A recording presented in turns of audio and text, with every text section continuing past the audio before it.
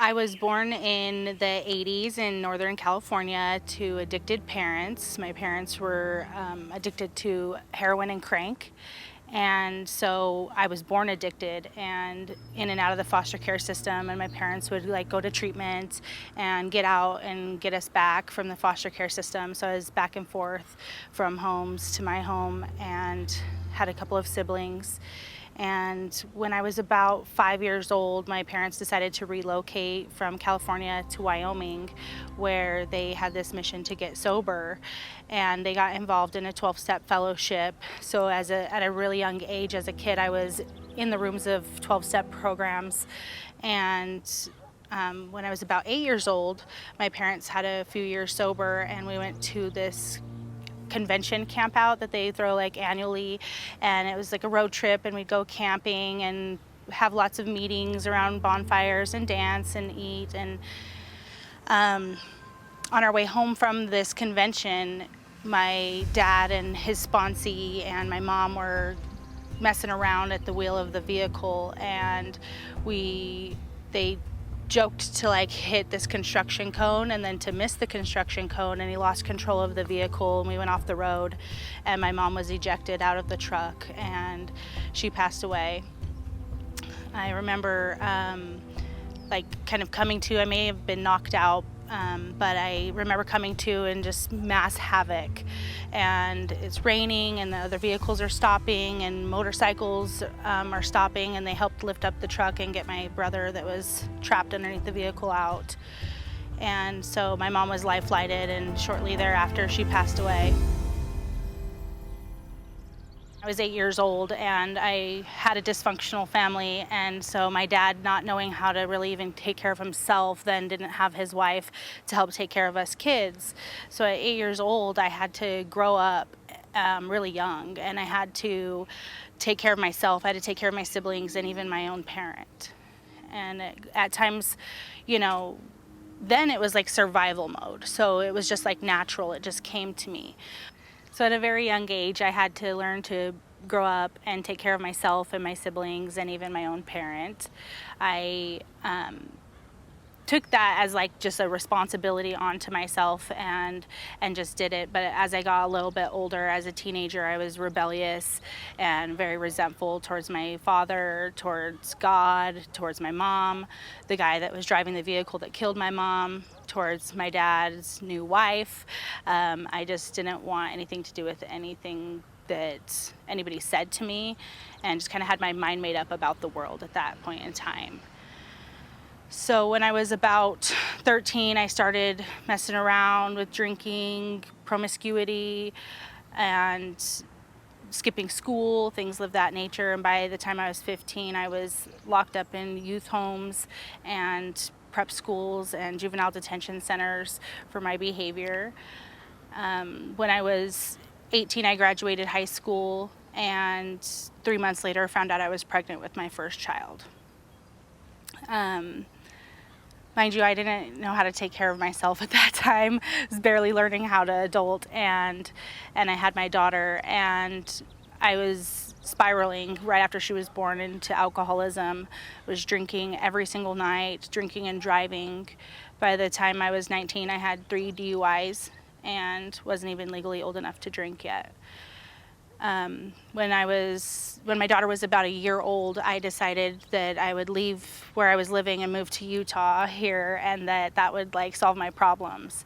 And went from one relationship to another, and when I got lost in this next relationship, it was very toxic. He was very abusive.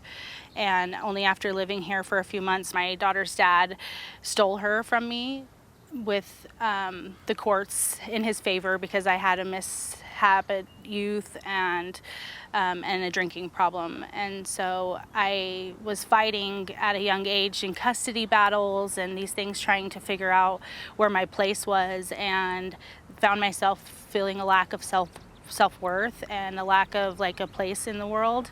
And shortly thereafter, I found opiates. So needless to say, I did not make it far in this custody battle. And the last time I saw my daughter, she was 3 years old. And after that, I spent about 10 years in the criminal justice system, addicted to heroin, addicted to methamphetamines, living on the streets, and an IV drug user. I would go to treatment and every couple of years and get like a little stint of recovery and like this taste of like what life could possibly be like, and then I would sabotage everything and throw it away. And I couldn't figure out like why can't I get this thing that everybody else seems to have. And later I've kind of learned to realize that maybe that was just like my lack of self-worth and these feelings within myself that kept like taking me back down. And but I knew I was capable. I would like get something and I'd be like, hey, I can do this, and I'd be reminded of what I'm capable of. So this last time I was out in my addiction, my dad was sober at the time, so we've taken turns in and out of recovery together and then using together, and it's been really toxic. And this last time he was sober while I was using, and he came to where I was staying to tell me that my sister had just passed away of an overdose. And I had like this weight of the world on me. Like I felt like so angry, of course, but also just like guilty, because here I had been a mom that was absent in my child's life, and she was a mom that took care of her kids and like was just experimenting, and she had to die, and I kept living due to naloxone. And it was really, really grateful to have that. Now I'm really grateful to have had that resource, but at the time I was angry. Every time my life would be saved by naloxone, I would be like, why me? Why do I have to live? And so one of my times in recovery, I went to this treatment center, and they, had some faith in me. And so this last time when I landed myself back in incarceration and facing extensive times in prison, this treatment center I had been to before showed up for me and went to bat for me and advocated for me to be able to come back there and have another chance. So I got there from jail, and I found out I was 5 months pregnant. And again, this rush of emotion, this like, how is this my life? Like, I can't be a mom. I can't even take care of myself. I'm not even a mom to the child I already have. And then, I just had this community of people in 12-step fellowship, in the treatment fellowship, in the recovery community in the city, and everybody just kind of rallied around me and supported me, and I started to find this fire within myself that I believed I could be a mom, and I could be a good mom. And sorry, I get emotional.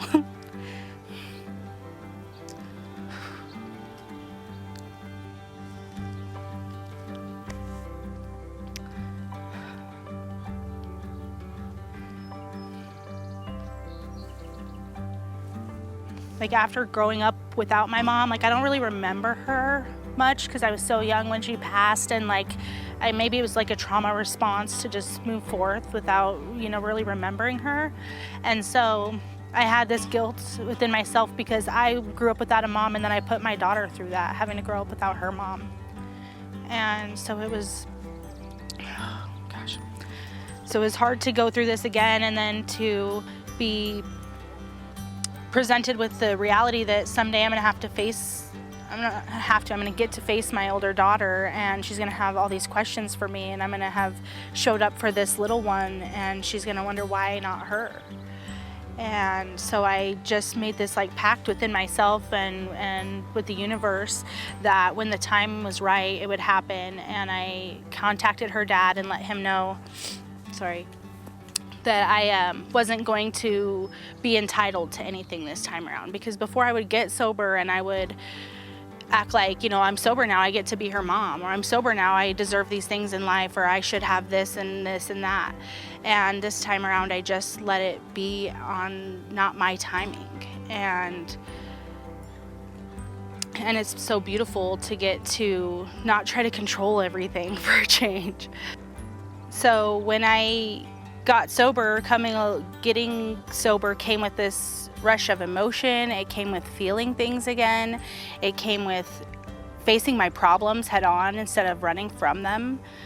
When I was at my bottom getting arrested, I had kidney failure and heart failure from the extensive IV drug use I was using, to one point where the police officers took me to the jail and the jail wouldn't keep me there because they were afraid I would die. So they had them take me to the hospital instead. And the first moment that I got to run from the hospital, I did, instead of staying to get help. And that just speaks to the powerlessness of my addiction when I was in it. I just didn't have self-will. When I got into recovery again and I personally worked a program of 12 steps, and I started to take a look inward at this disease of addiction and alcoholism, and how it would impact my mental, my body, my spirituality, and all of these things, and the effects that it was taking a toll on my life. It was like I was living in a shell of a person and not actually living. I was just kind of existing. So when I started to learn to feel and get in tune and build connections with other people, especially women in recovery, and I started to not feel so alone. All this time I had all these resentments towards God, towards people, and these beliefs about the world, and I come to find out that I didn't even really actually believe any of that. I had this lack of trust in the world and in people and in God, but when it really came down to it, now that I've learned what I've learned, that's my go-to, is I trust, and unless I'm given a reason otherwise, and I believe and I have faith, and those things keep me going. I feel like when I was young, I would tell myself these things about myself and believe them, even if they weren't true. But as I've learned to grow, I've learned to believe things about myself that are true, or believe things and make them true. And it's just a really crazy thing, the power of our minds and our beliefs and things like that.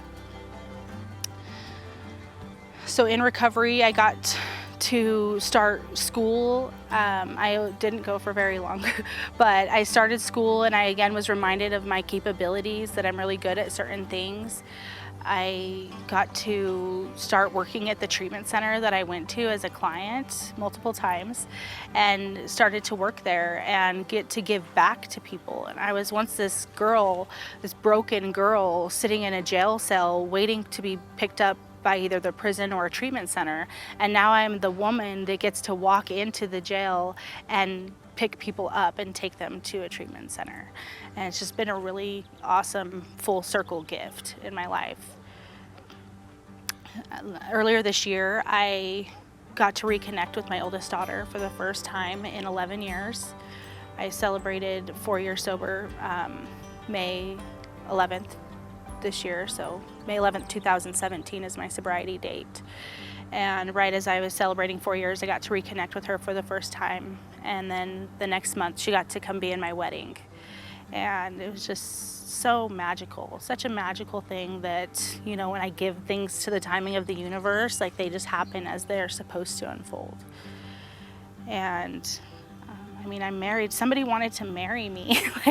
That is so crazy to me. I always thought if anybody wanted to marry me, they'd have to be out of their mind, themselves. And I'm a woman that somebody wants to be with, and I get to be a great partner and a great employee, and I get to be a great mother and show up for my children, and a great friend and a confidant and a woman's woman, so that, I always was I don't like women and women don't like me. And I started to look inward again and understand where those behaviors came from and those beliefs. And I started to realize it was because I usually had foul intentions, and other women can see kind of through each other. And my intention was attention seeking from men, and I don't have to do that anymore.